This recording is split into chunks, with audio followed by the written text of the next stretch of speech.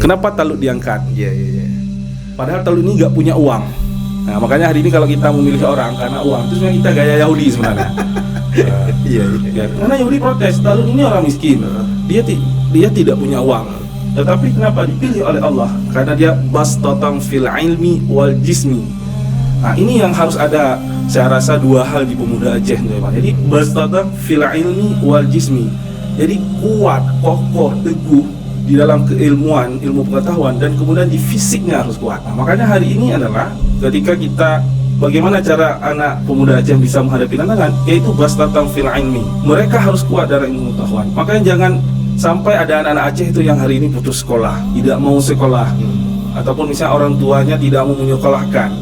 Nah, kalau bahasa Aceh kepe aja ulah, kok nalil undang gaya, kepe aja ulah kawan tuma undang. Jadi orang-orang tua Aceh ketika ingin juga mengubah generasi berikutnya, mereka harus memperhitungkan pendidikan anak-anaknya.